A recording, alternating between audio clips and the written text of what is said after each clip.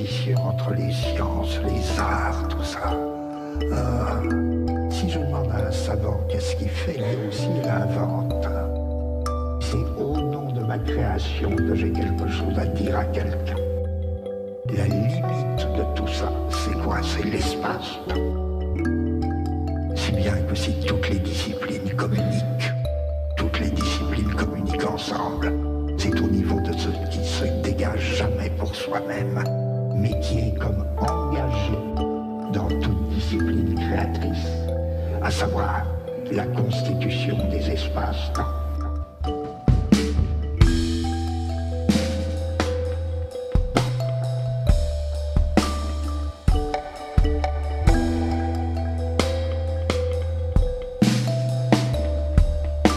Les arts servent les sciences. La condition de possibilité De l'émergence d'une pensée scientifique créatrice. Les arts servent les sciences.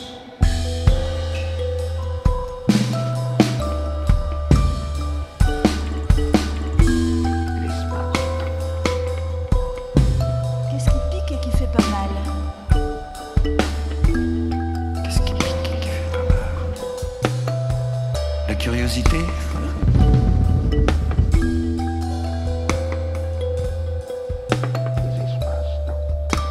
La science sert l'art. Il y a là de quoi créer un nouveau monde.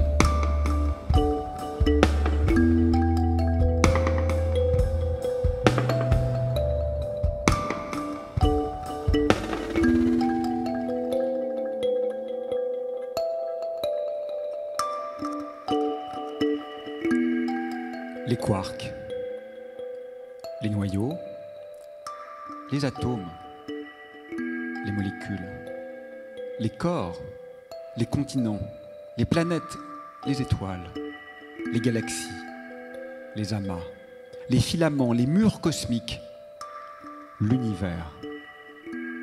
Faut-il ici interrompre ce vertige arrière? La métastructure s'achève-t-elle ici? Peut-être pas. L'immense, c'est encore trop peu. La relativité générale, la grande théorie d'Einstein, présente un monde bien étrange, quoique très élégant et particulièrement cohérent. Perte d'absoluité, faillite de la rigidité, ontologie de la relation. Les choses ne sont plus ici ou là. Elles sont les unes par rapport aux autres. Désarrimage, ancrage mouvant et malléable. Des vaguelettes sur un raz de marée. L'espace et le temps se distordent et se distendent. Ils réagissent à la présence de matière. Ils se courbent au gré des masses et imposent les trajectoires. L'expansion du cosmos est le mouvement propre de l'espace, une dilatation de la trame qui emporte les grandes structures, dicte notre destin et écrit notre histoire. Mais cette même relativité montre que dans 2 des 3 géométries compatibles avec les symétries cosmologiques, l'espace devient strictement infini. Auquel cas, les univers, c'est-à-dire au sens physique, les points en contact causal, les lieux qui peuvent interagir, ils sont nécessairement aussi en nombre infini. Le monde, comme un îlot, dérisoire et contingent dans ce vaste plurivers. Vertige. Les phénomènes se diffractent. Peut-être. Notre univers n'est-il en rien représentatif de l'architecture globale, à l'instar de la Terre qui, manifestement, est extraordinairement différente de l'état moyen du cosmos, plutôt morne, sombre et froid. Peut-être notre univers doit-il être pensé comme une bulle hospitalière, simple fluctuation statistique favorable dans un océan de vacuité.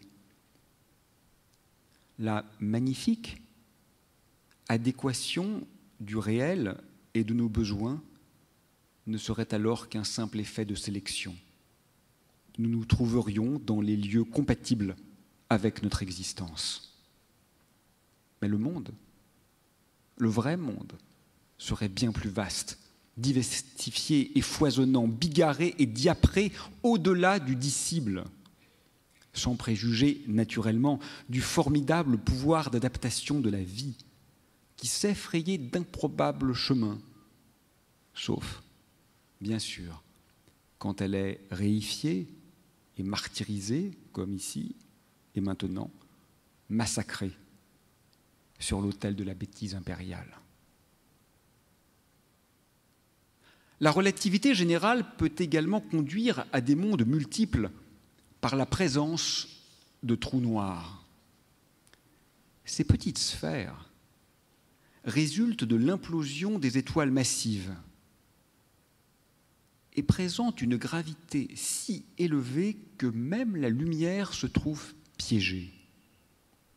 L'espace s'écoule trop vite vers la singularité centrale.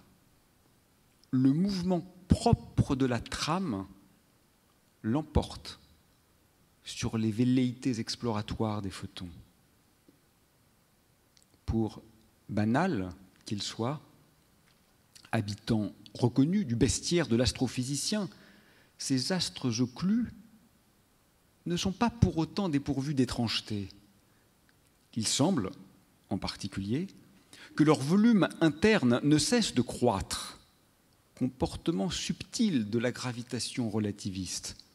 Même si la taille extérieure du trou noir est figée, stellaire, modeste, quelques kilomètres, son volume intérieur peut enfler à l'image d'un univers en formation. Faut-il donc imaginer des mondes en poupées russes engendrant d'autres cosmos par les trous noirs qu'ils produisent, avec peut-être un effet de sélection quasi darwinienne des lois lors de la reproduction. Plus étonnant encore, quand un trou noir tourne sur lui-même, et c'est là la règle plus que l'exception, sa structure interne devient riche, très riche, extraordinairement plus riche. Une infinité d'autres univers se dévoilent, en principe accessibles, au moins du point de vue causal. Peut-être ne sont-ils que des fantômes mathématiques sans existence réelle, des spectres artefactuels, mais ils pourraient aussi constituer les premiers signes d'un ailleurs presque ineffable. La question demeure ouverte, lancinante, inquiétante, dérangeante.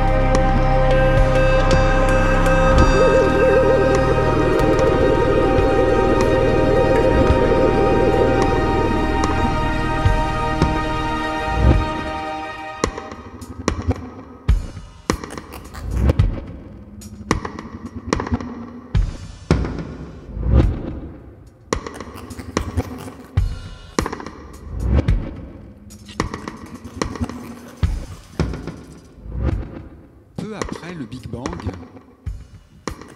il y a près de 14 milliards d'années, eut très vraisemblablement lieu une phase d'expansion exponentielle de l'espace. Les distances furent immensément dilatées, étirées au-delà du pensable. Toutes les grandes structures, les galaxies, avec leurs centaines de milliards d'étoiles, les murs cosmiques, les filaments, sont nés ici. Dans les infimes fluctuations de ce champ inconnu qui a fait enfler l'univers comme jamais cela ne se reproduisit par la suite.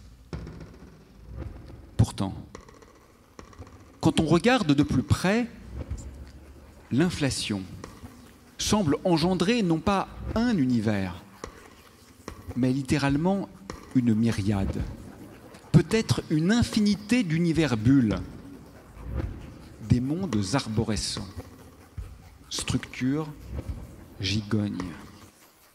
Le processus est intrinsèquement autoréplicatif, parce que les régions où l'inflation se poursuit s'avèrent nécessairement exponentiellement plus nombreuses que celles où elle s'achève.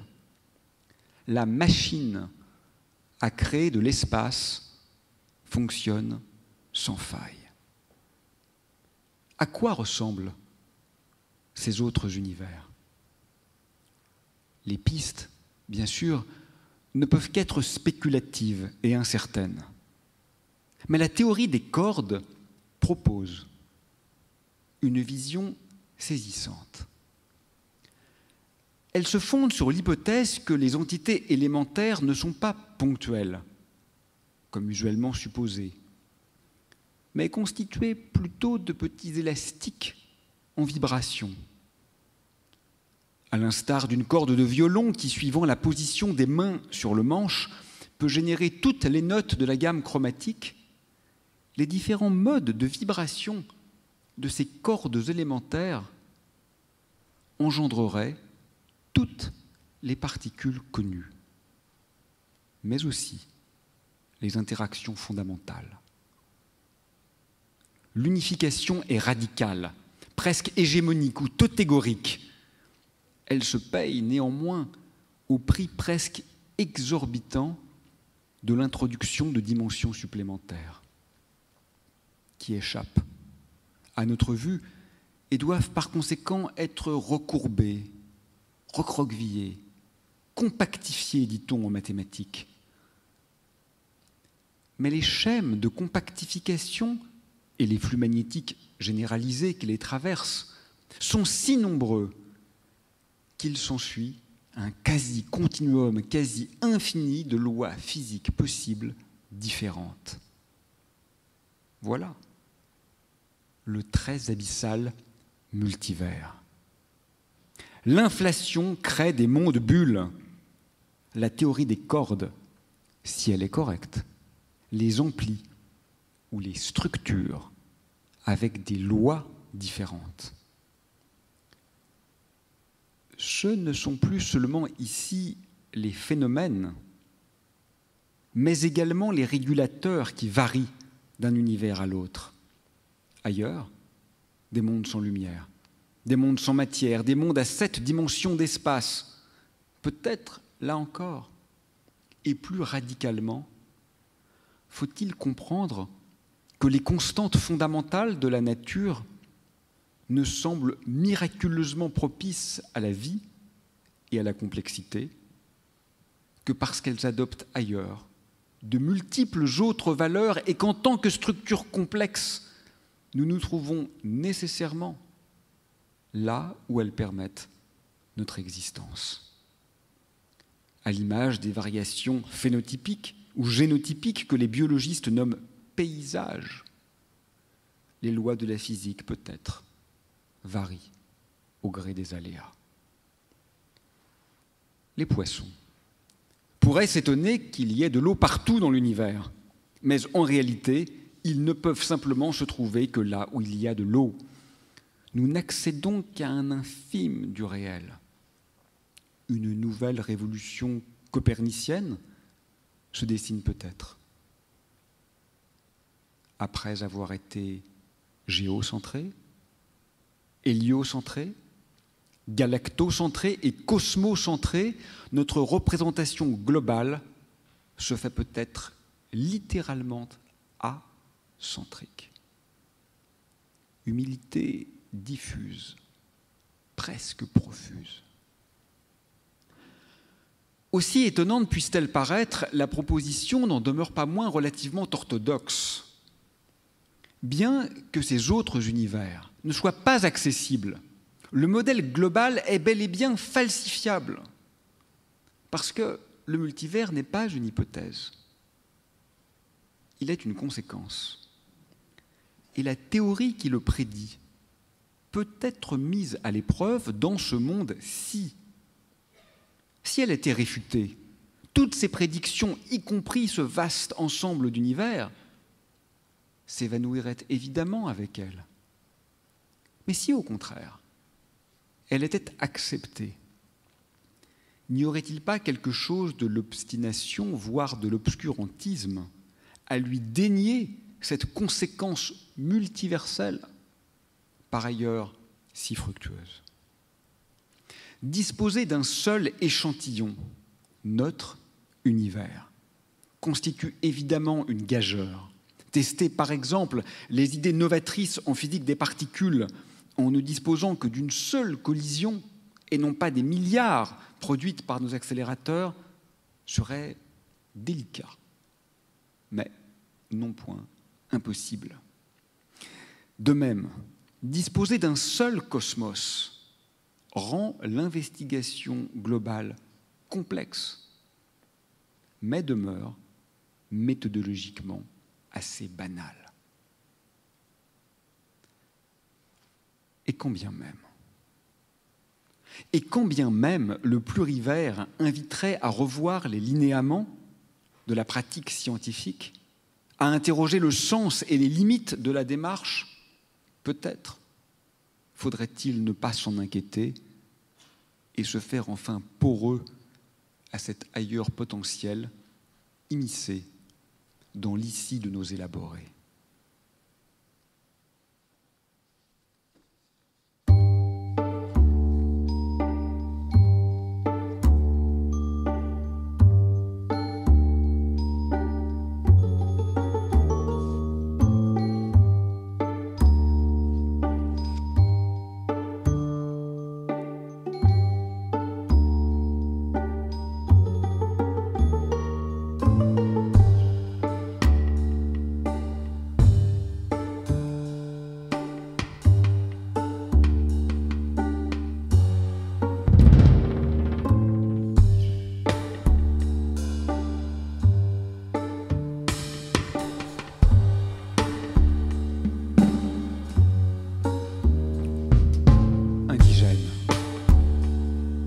Météoritique à son propre sol,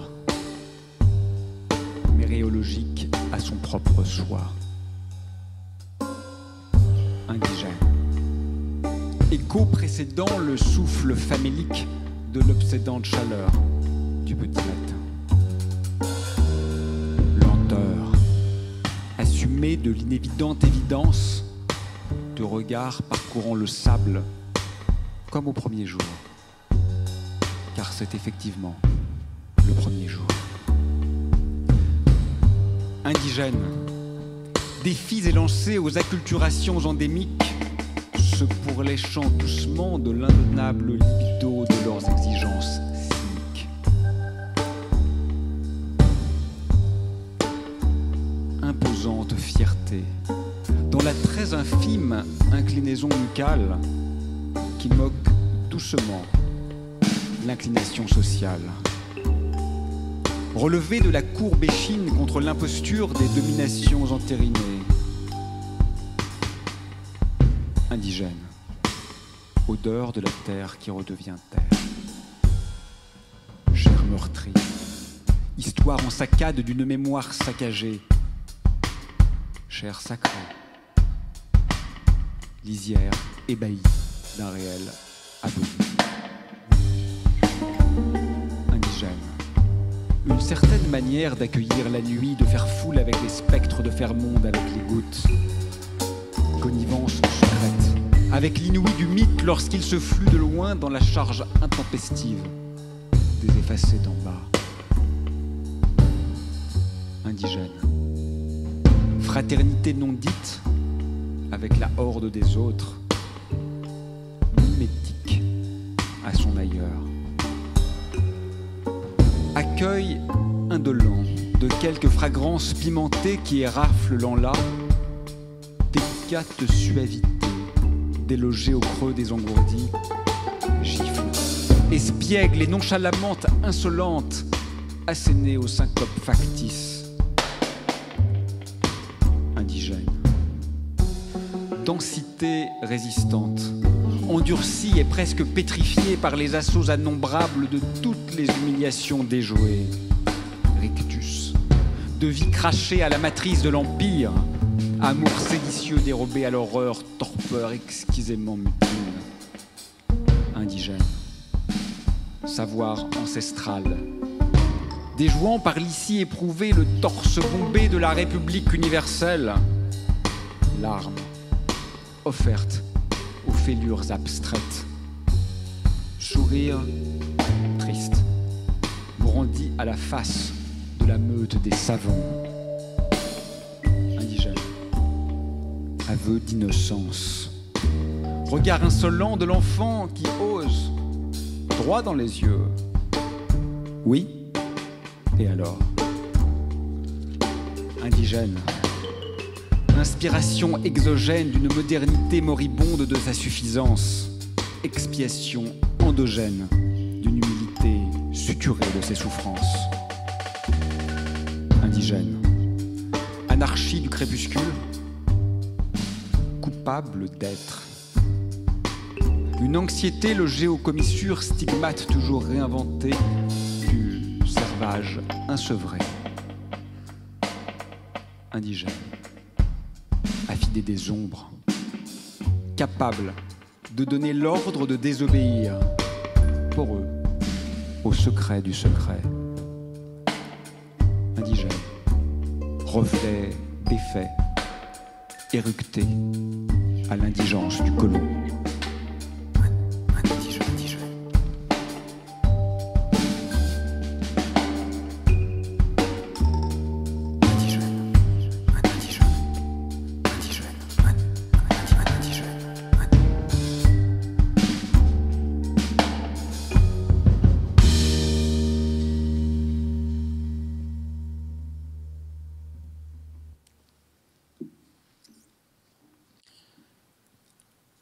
Le pluriel, le plus révolutionnaire, le plus subversif et le plus enchanteur, ne se déploie peut-être pas aux confins de l'univers ou au-delà de l'horizon.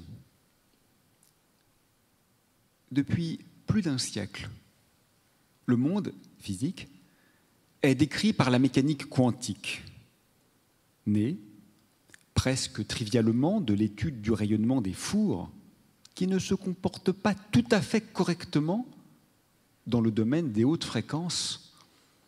Elle a profondément remis en cause notre compréhension de la matière comme de la lumière. D'abord, il y a du discret, du discontinu, comme si le travail d'ourdissage du réel se révélait. À petite échelle, les grandeurs physiques semblent sauter d'une valeur à l'autre.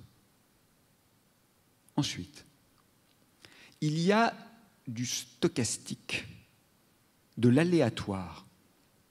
Les résultats des mesures ne peuvent être anticipés que de manière probabiliste. Quelque chose échappe au reposant déterminisme de la physique classique. Inquiétante respiration au cœur même des processus élémentaires. Il y a, intrinsèquement, semble-t-il, de l'imprévisible. Enfin, la physique quantique montre que l'ordre importe, ça ne commute pas. Les mesures ne sont jamais, ou plutôt rarement, indifférentes à l'agencement de la séquence qui les produit. Un réel prudent, étiolé, épars, incertain, inévident et presque offert pourtant. Aucune expérience n'a pu à ce jour mettre en défaut l'extraordinaire puissance de la mécanique quantique. Elle triomphe, elle trône, impérieuse, sur un monde qu'elle régule avec autorité et parcimonie. Mais cette vieille découverte se dévoile aujourd'hui par une nouvelle interprétation qui, sans infléchir sa dimension prédictive, ouvre d'innombrables perspectives quant à son sens profond. Parce qu'en l'état, la mécanique quantique ne fait pas sens. Elle est, pourrait-on se risquer à asserter, incohérente, au moins insolite ou absurde. Non pas seulement étrange ou paradoxale, ce qui serait d'ailleurs plutôt réjouissant, mais véritablement inaccessible, en porte-à-faux avec elle-même, en faillite de signification. Carlo Rovelli change la donne. Il montre qu'il suffit d'un décalage de lecture à la fois infime et immense pour que tout devienne simple, évident, consistant. Il suffit, si l'on peut dire, que les propriétés des choses n'existent que lors des interactions entre les choses. Et il suffit que ces propriétés ne soient plus des caractéristiques intrinsèques des entités, mais deviennent entièrement définies par rapport à un autre objet. Autrement dit, la fleur n'a de couleur que quand elle interagit avec un autre étang.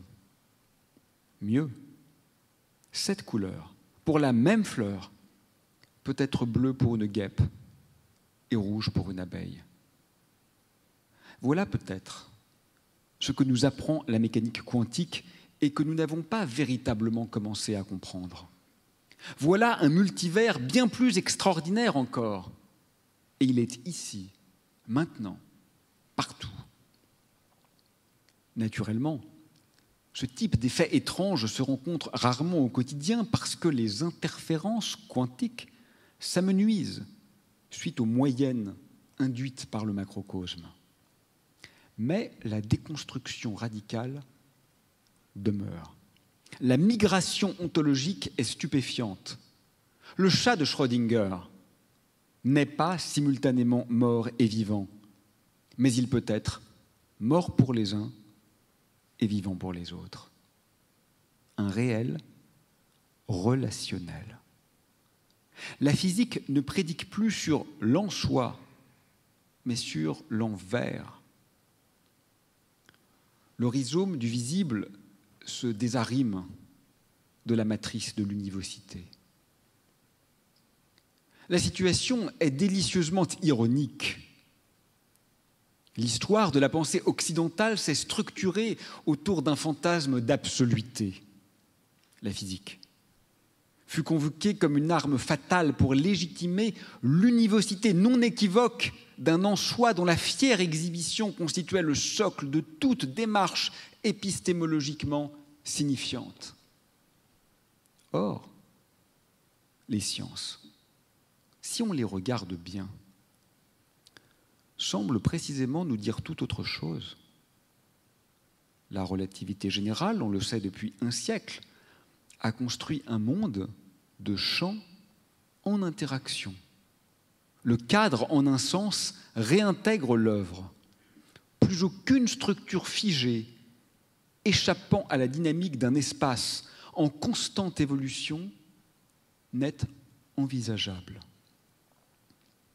Dans l'acception revélienne, là encore, la mécanique statistique pourrait, elle aussi, assujettir le sens même de l'écoulement du temps à un couplage particulier entre le monde et certains de ses habitants qu'il serait tentant de qualifier de vivants lorsqu'ils orientent ce flux de devenir.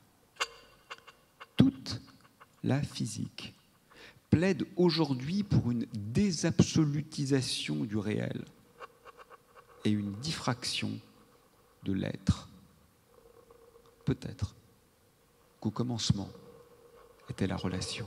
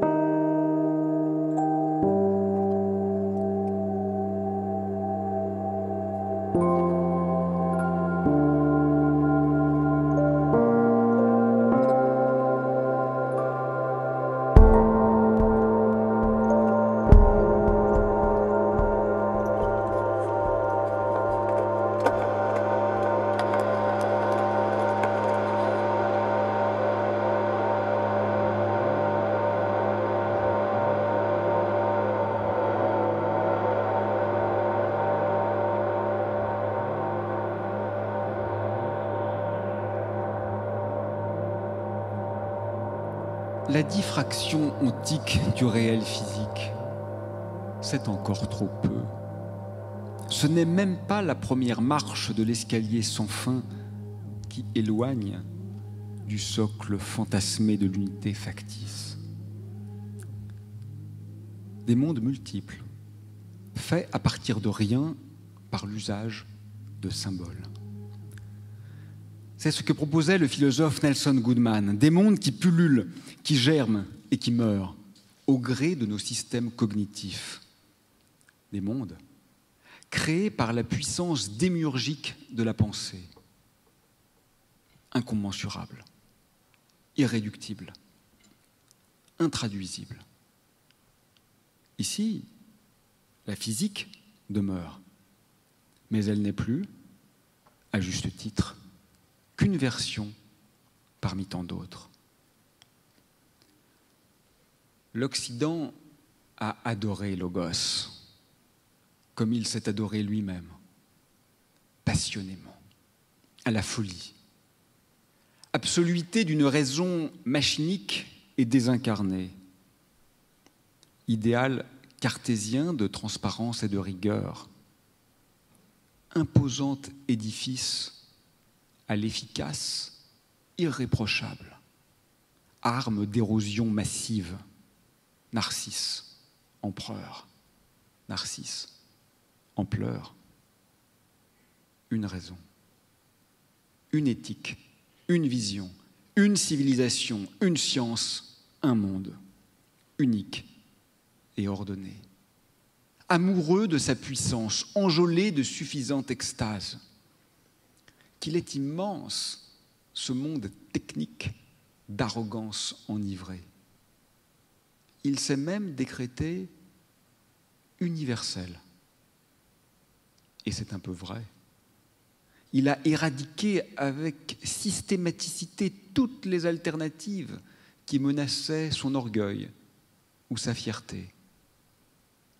Il trône en jouissance onanique de sa seule existence.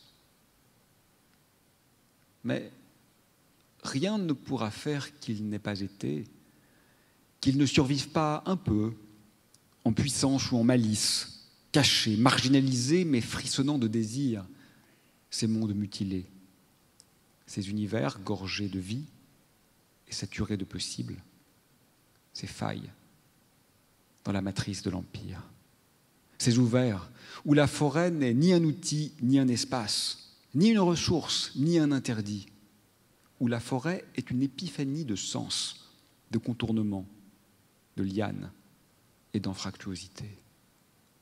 Autrement dit, le non-lieu du tout-être. Dans les cosmologies subsahariennes se loge en chaque humain, explique Tuam Bona, des éléments végétaux, animaux, climatiques, minéraux, entrant dans des combinaisons de perpétuels mouvements, chacune produisant des singularités, c'est-à-dire des personnes. L'ancêtre rappelle que nous sommes moins des individus que des nœuds de relations. Il s'agit de se diffracter aux aléas du monde, en connivence avec l'ailleurs, l'inouï et l'invu. Il s'agit de sentir la contingence de nos construits et l'extraordinaire violence d'atrophie qu'ils ont imposée aux latences qui se dessinaient ici et là. Ce n'est pas une écologie, c'est une révocation espiègle des vieilles dualités métaphysiques. C'est un pacte secret et séditieux, avec tout le refoulé d'une insolence humiliée. Les chamans, comme d'autres maîtres de l'invisible, sont des passeurs de monde. Ils ne balayent pas les frontières, ils les transgressent en bandits. Ils ouvrent à un peu de chaos dans le fantasme terrifiant et réifiant du grand ordre inexorable qui assène, qui assure, qui asserte, celui par exemple de ce que l'Occident a nommé progrès, cette destruction méthodologique et techno-nihiliste de toute beauté inhumaine, rabaissée au rang de paysage, de ressources ou de divertissement. Rationalisation unidimensionnelle et néocoloniale de chaque velléité cosmopoétique. Attention pourtant, ces mondes égrugés pourraient rugir à nouveau. Quelque chose frémit encore entre le béton et le métal. Un léviathan rebelle qui subvertirait de dedans, peut-être un pirate amoureux qui déchirerait sa voile pour s'échouer sur l'île des sirènes. Mais nos plurivers quantiques ou philosophiques, mythiques ou mystiques, culturels ou symboliques, c'est encore bien peu. Naturellement, les mondes animaux demeurent largement inaccessibles. La modernité numérico-délinquante en oublie souvent jusqu'à l'existence. Il est vrai que la vie s'effondre sur Terre. Parfois, pourtant, ici ou là, un frôlement ou un feulement. La rugosité sèche d'une écorce, la texture soyeuse d'une pétale, la rencontre d'un regard, un fauve, un insecte ou un oiseau, mais c'est encore les trop nommés dans des catégories tellement humaines, avec lequel un co-naître fait irruption dans la glaise de nos réels arides. Nous n'avons pas commencé à dessiller sur cette altérité si radicale et si infime et intime, pourtant. Elle se meurt dans son inaccessible proximité, effacée par l'effraction de nos certitudes veules.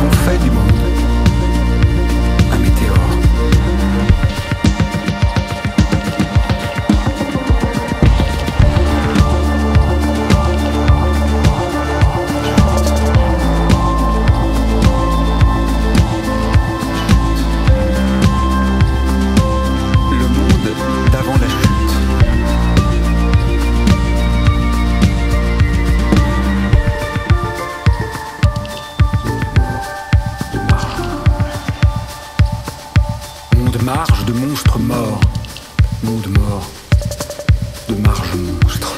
Les atomes sont un monde aujourd'hui mort et enterré. Dans le total absolu du stratifié inaccessible d'étoiles déchues, un météore. Nous avons fait du monde un météore.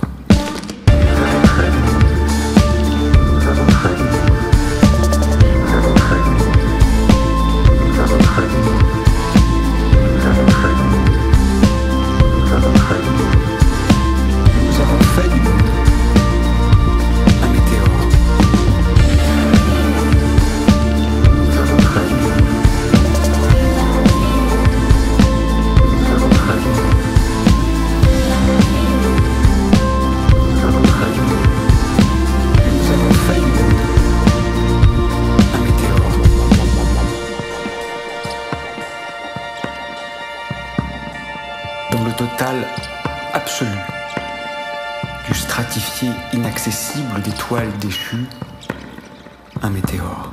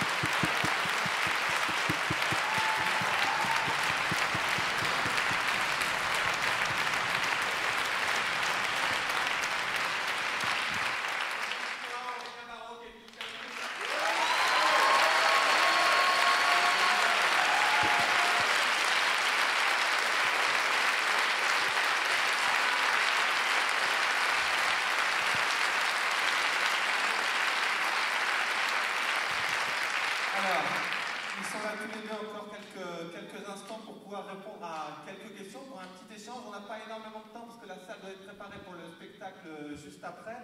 Mais s'il y a quelques éléments de réflexion, questions, n'hésitez pas, ils sont là tous les deux et heureux de vous répondre.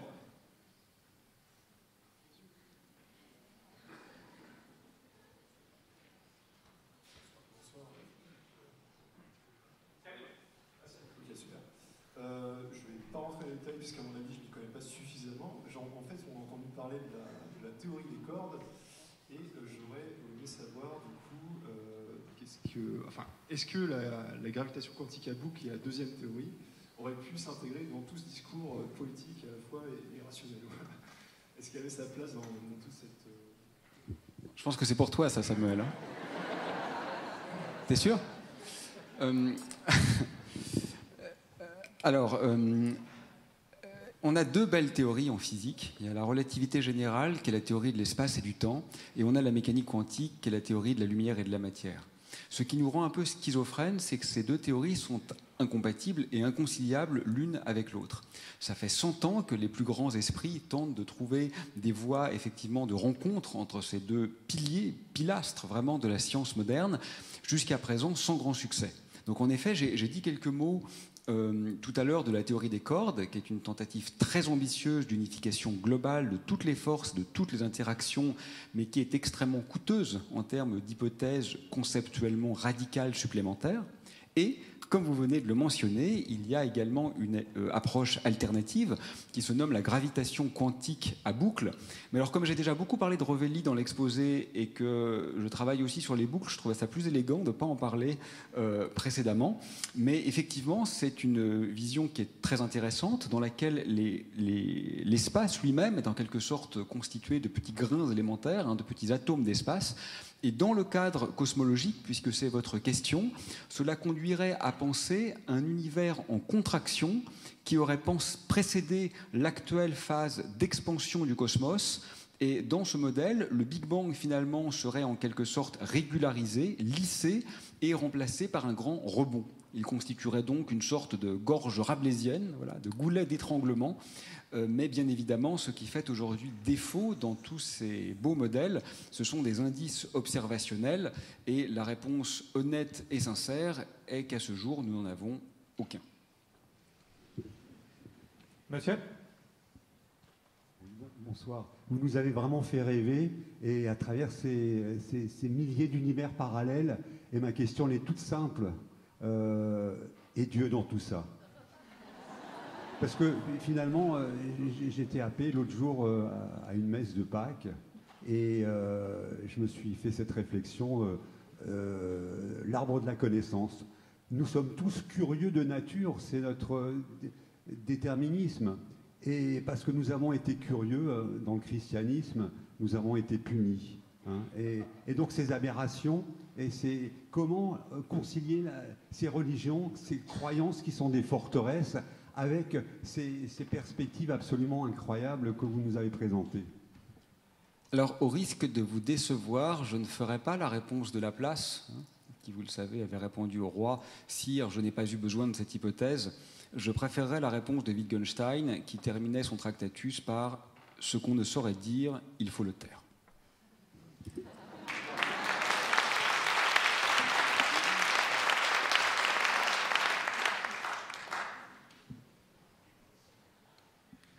Bonsoir. J'avais une question concernant les univers participatifs. Je ne sais pas si vous connaissez, c'est une théorie qui a été mise en place par un physicien du nom d'Archibald Wheeler, et qui dit que ce que nous voyons est déterminé, dépend de notre perception et de notre croyance. Ça va rejoindre un peu la question de mon ami, mais pas tout à fait. Vous connaissez l'expérience des raies de Raman, où en fait, si on regarde ou si on ne regarde pas, les particules se comportent différemment. De manière plus vaste, Monsieur Wheeler considère que l'univers, de manière globale, est participatif. J'aurais voulu avoir votre point de vue. Est-ce que l'intention de l'observateur n'a pas aussi un rôle à jouer dans le résultat? Peut-être, Samuel, tu voulais... Si tu veux... Non, mais... Oui, c'est un peu un cadeau empoisonné, mais... Non pas que votre question soit intrinsèquement empoisonnée, hein, c'est pas du tout ce que je voulais dire. D'abord, il y a une façon très large de prendre la question, bien au-delà de la physique. Le fait que ce que nous voyons, en un sens même métaphorique, soit tributaire de construction sociale, de croyances, de préjugés, ça c'est tout à fait évident. On est bien d'accord qu'on n'a même pas besoin de Wheeler ou d'autres grands physiciens pour nous rappeler que le monde dans lequel nous habitons, au sens le plus littéral du terme, dépend de notre histoire. Vous savez bien qu'une hostie, pour reprendre une métaphore religieuse, c'est pour un catholique pratiquant le corps transfiguré du Christ au sens littéral. C'est vraisemblablement pour la bactérie qui s'y trouve un simple moyen de subsistance. Et je pense que ces deux réalités peuvent être tout à fait correctes au sens le plus littéral du terme, quoique évidemment mutuellement, non pas contradictoires, mais je dirais distantes. Si maintenant on en reste à la dimension purement scientifique de votre question, je pense que l'intuition de Wheeler, qui est un géant de la physique, pour ceux qui ne le connaissent pas, est tout à fait correcte, mais je crois que le temps passant, on a aujourd'hui une meilleure vision de cette question, et je crois qu'elle est la suivante. Ce qui compte, en fait, c'est pas tellement la conscience, la vision, l'interprétation ou l'idée. En fait, c'est l'interaction. C'est encore plus général que ce qui était cru il y a, je dirais, quelques décennies en physique quantique. N'importe quelle interaction acquiert un statut vraiment de nœud ontologique, c'est-à-dire d'en soi du réel. Et il me semble qu'avoir assujetti en quelque sorte le monde, dans sa forme la plus radicale, à la conscience humaine, c'était peut-être encore un peu trop anthropocentré. Ou alors il faudrait le prendre comme les présocratiques, c'est-à-dire au contraire, vous savez que quand Protagoras dit « l'homme est la mesure de toute chose », il ne veut pas du tout dire « ceci existe parce que l'homme est là ». Enfin, quoique ceci est un objet manufacturé, donc c'est un peu vrai. Mais au-delà de cette trivialité, il veut dire « attention, l'homme ne peut accéder aux choses qu'avec sa finitude d'homme ». Donc il faut retourner la chose. Et en ce sens, ça reste vrai, bien sûr. Mais pour ce qui est, je pense, de l'existence physique des systèmes, je crois qu'on peut suivre la voie brillamment ouverte par Wheeler en faisant de l'interaction, de la relation, l'entité fondamentale, mais je ne pense pas qu'il soit très fécond de la pousser dans le sens de l'intellection, en réalité. Voilà. On va prendre une toute dernière question.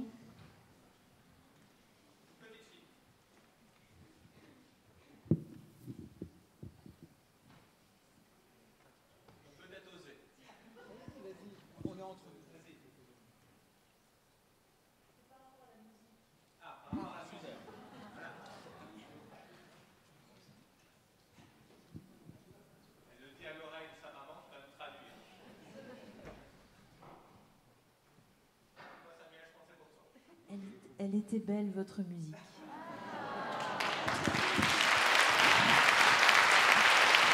Eh bien, merci.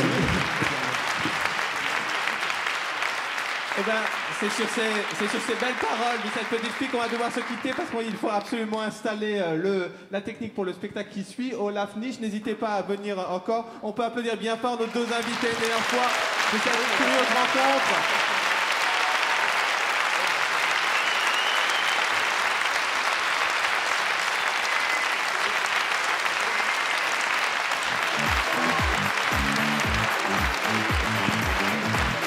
Merci beaucoup, à tout à l'heure pour la suite du spectacle, vous pour la suite du festival. Merci, bonne fin de soirée.